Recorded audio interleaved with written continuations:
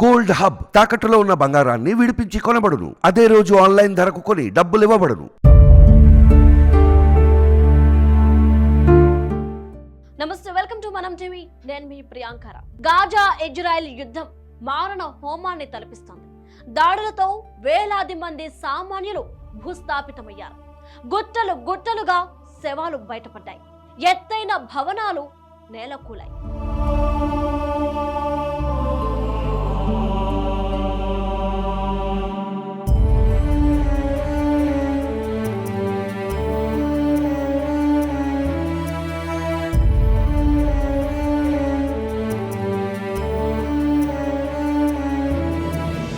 అయినా యుద్ధ వేడి చల్లారలేదు.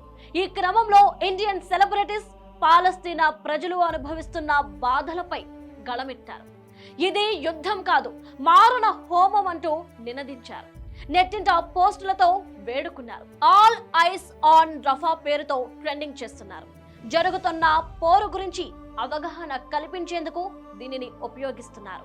మన దేశానికి చెందిన ప్రముఖ నటీనటులు తమ సోషల్ మీడియా ఖాతాలో కాల్పులు విరమణకు అభ్యర్థించారు. పాలస్తీనా ప్రజలకు తమ సంఘీభావాన్ని తెలిపారు. వీరిలో సమంత, త్రిష, మాళవిక మోహనన్, రష్మిక, దుల్కర్ సల్మాన్, పార్వతి తిరోవత్తు, అలానే అమిర్ జాక్సన్, అలియా భట్, కరీనా కపూర్, ప్రియాంక చోప్రా, వరుణ్ ధావన్, సోనాక్షి సిన్హా, దియా మిర్జా, తృప్తి డిమ్రీ, రిచా చద్దా ప్రత్యేకించి నెట్టింట పోస్టులు చేశారు.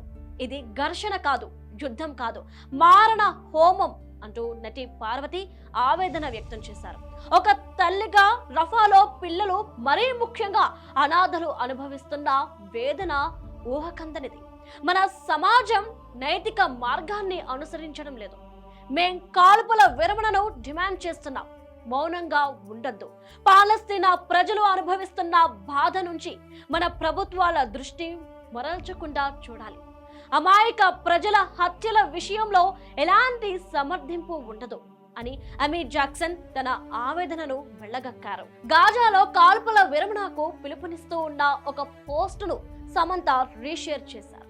చిన్నారులందరూ ప్రేమ, రక్షణ, శాంతి, సురక్షిత జీవనానికి అర్హులు అంటూ ఆలియా ఇన్స్టా స్టోరీలో ఆలియా రాసుకొచ్చారు. యునిసెఫ్ గడ్విల్ అంబాసిడర్ గా ఉన్న ప్రియాంక పాలస్తీనా విషయంలో మౌనంగా ఉండటంపై విమర్శలు ఎదుర్కొంటున్నారు. ఈ క్రమంలోనే తాజాగా ఆమె all eyes on Rafa image ను షేర్ చేశారు. ఓవైపు రఫాపై దాడిని తక్షణం నిలిపివేయాలన్న డిమాండ్ ఊపందుకుంటుంది.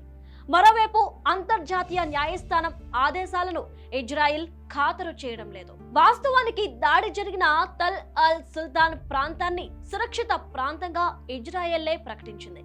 దీంతో ఉత్తర మధ్య గాజా నుంచి కట్టుబట్టలతో తరలి వచ్చిన పాలస్తీనియన్లను ఇక్కడ గుడారాలు వేసుకొని తలదాచుకుంటున్నారు.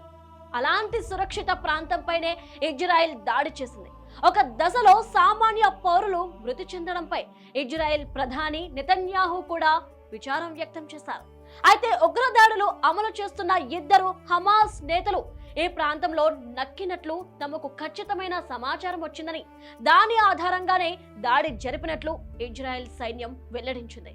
ప్రమాదంలో గాజా పౌరులు మృతి చెందారని ప్రాథమిక దర్యాప్తులో గుర్తించినట్లు ప్రకటించింది. టార్గెట్ చేసిన ప్రాంతంలో హమాస్ ఆయుధాలు భద్రపరిచి ఉండవచ్చని అనుమానాలు ఇజ్రాయెల్ సైన్యం వ్యక్తం చేసింది.